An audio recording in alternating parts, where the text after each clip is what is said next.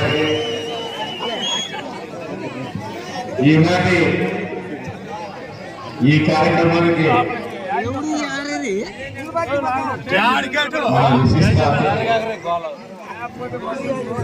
మన పార్లమెంట్ సభ్యులే కాదు తెలుగుదేశం పార్టీ పార్లమెంట్ నాయకులుగా ఎన్నికై మొట్టమొదటిసారిగా మన ప్రాంతానికి వచ్చిన పెద్దలు గౌరవనీయులు శ్రీ లావు కృష్ణదేవరాయలు గారికి, మరి ఈ కార్యక్రమానికి రూపకర్త చెన్నై గారికి, మరి బ్రహ్మయ్య గారికి, జనసేన నాయకులకు, గ్రామ పెద్దలకు, ఇక్కడికి విచ్చేసిన మీ అందరికీ కూడా హృదయపూర్వక నమస్కారాలు. అదేవిధంగా ఈరోజు స్వాతంత్ర దినోత్సవం, ఈ స్వాతంత్ర దినోత్సవ సందర్భంగా మీ అందరికీ కూడా శుభాకాంక్షలు తెలియజేస్తాను.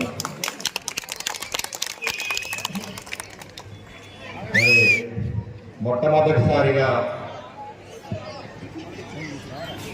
ఎన్నికల అనంతరం ఒక రాజకీయ కార్యక్రమానికి మొట్టమొదటిసారి మీ గ్రామానికి రావడం జరిగిందని సందర్భంగా తెలియజేస్తాను.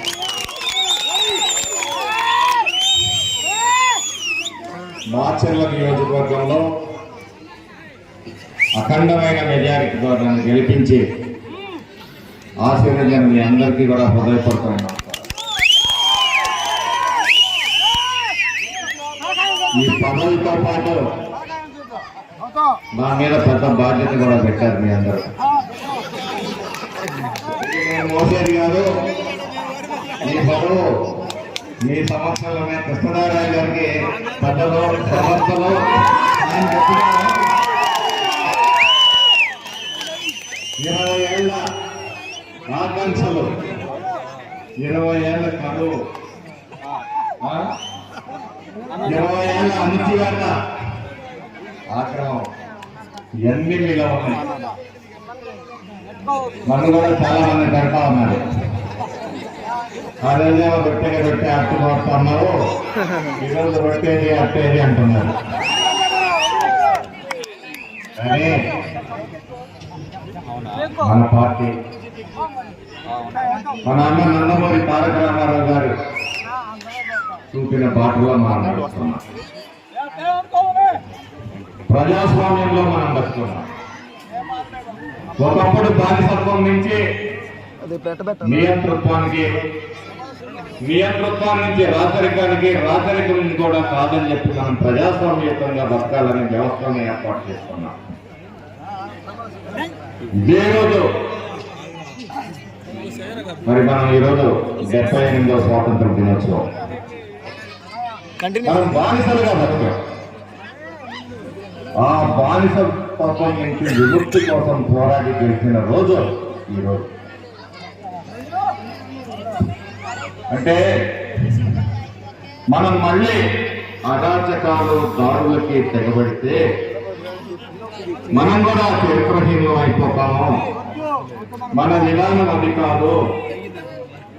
మనము ప్రజలకి మేలు చేయాలి, అభివృద్ధి చూపాలి. అలాగే అనేక రంగాల్లో మరి ఒకవైపు సంక్షేమ కార్యక్రమాలని, ఒకవైపు అభివృద్ధిని చూపాలనే మన పార్టీ నాయకులు, పెద్దలు, గౌరవనీయులు, మన రాష్ట్ర ముఖ్యమంత్రి వారిలో చంద్రబాబు నాయుడు గారి నిర్ణయాన్ని కొనసాగిస్తూ మీకన్నా ఆవేశపడలే నేను.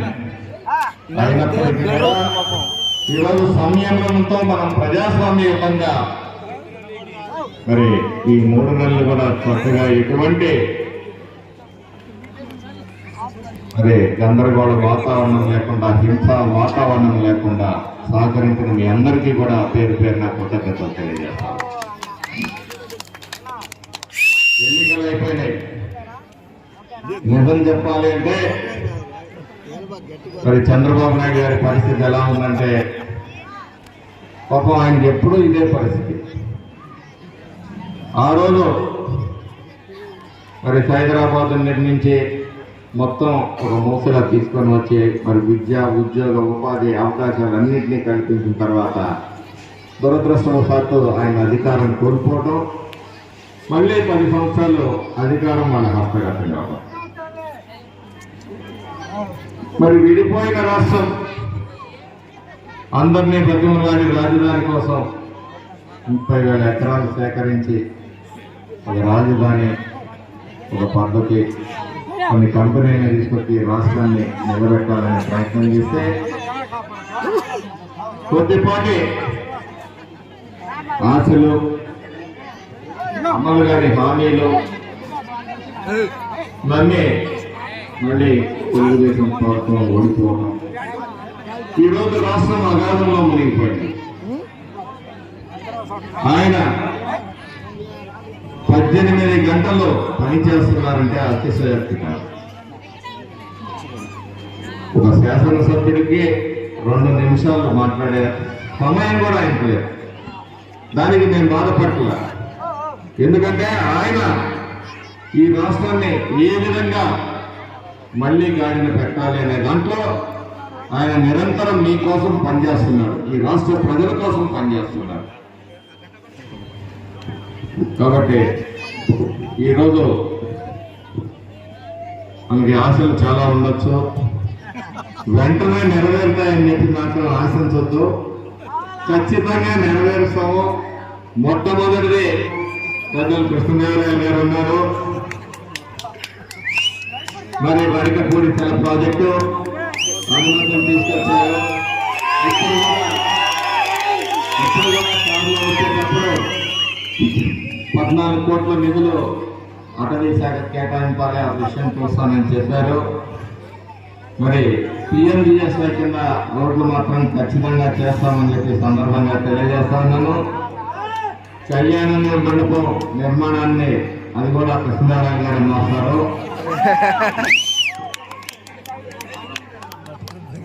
అలాగే మరి నీటి కుంట గురించి మాట్లాడారు. ఇదే మన ప్రభుత్వం హామీల్లో సూపర్ 6 లో భాగం. ఖచ్చితంగా దుగ్గమా గురించి మన ప్రాంతానికే కాదు, పల్నాడు ప్రాంతం మొత్తానికి కూడా నీళ్లు ఇక్కడి నుంచే పంపించేయాలనేది కూడా ఒక ఆలోచన ఉంది. కాబట్టి మరి ఈ ప్రాంతానికి నీళ్లు రావడం పెద్ద సమస్య ఏం కాదు, ఖచ్చితంగా నీళ్లు వస్తాయి.